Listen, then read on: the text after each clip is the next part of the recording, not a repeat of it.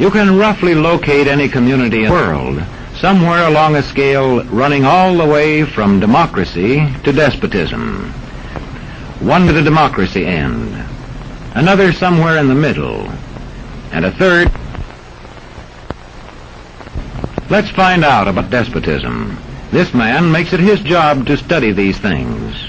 Well, for one thing, avoid the comfortable idea that the mere form of government can of itself safeguard a nation against despotism. Germany, under President Hindenburg, was a republic. And yet in this republic, an aggressive despotism took root and flourished under Adolf Hitler.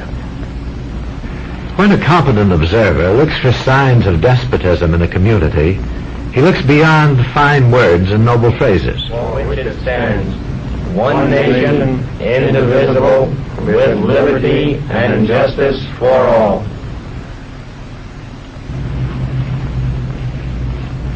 The spread of respect and power in a community is influenced by certain conditions, which many observers measure by means of the economic distribution and information scales. If a community's economic distribution becomes slanted, its middle-income groups grow smaller, and despotism stands a better chance to gain a foothold. Where land is privately owned, one sign of a poorly balanced economy is the concentration of land ownership in the hands of a very small number of people. When farmers lose their farms, they lose their independence. This one can stay on, but not as his own boss anymore. To the extent that this condition exists throughout a nation, the likelihood of despotism is increased. In communities which depend almost entirely on a single industry, such as a factory or mine, maintaining economic balance is a challenging problem.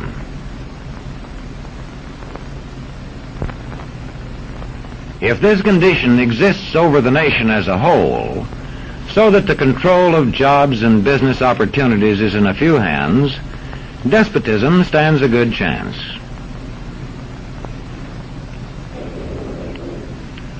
Another sign of a poorly balanced economy is a taxation system that presses heaviest on those least able to pay.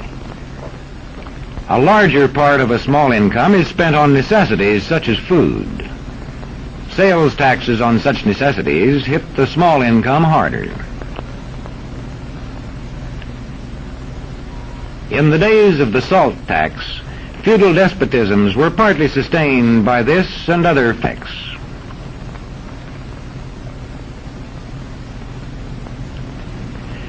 A community rates low on an information scale when the press, radio, and other channels of communication are controlled by only a few people, and when citizens have to accept what they are told.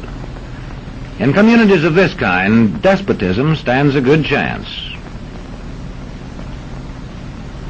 See how a community trains its teachers. Bear this in mind. Young people cannot be trusted to form their own opinions. This business about open-mindedness is nonsense. It's a waste of time trying to teach students to think for themselves. It's our job to tell them. And when teachers put such training into practice, despotism stands a good chance. These children are being taught to accept uncritically whatever they are told. Questions are not encouraged. How can you ask such a question? Have you got a textbook? Yes, ma'am.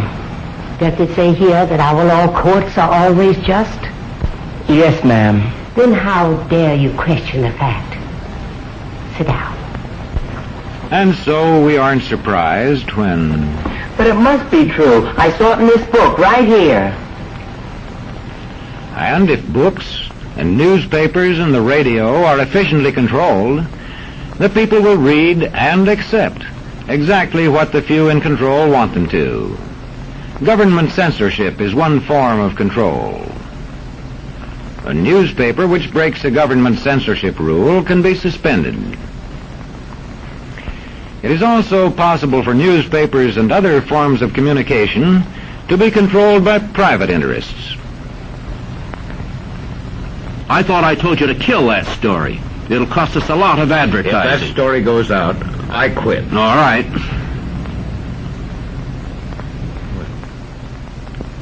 What sort of community do you live in?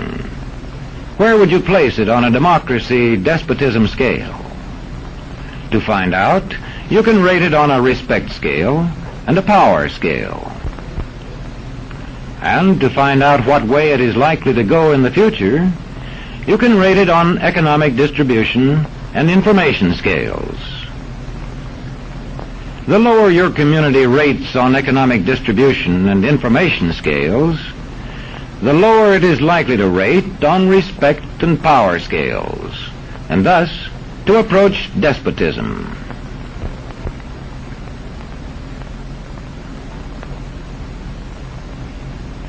What happens in a single community is the problem of its own citizens.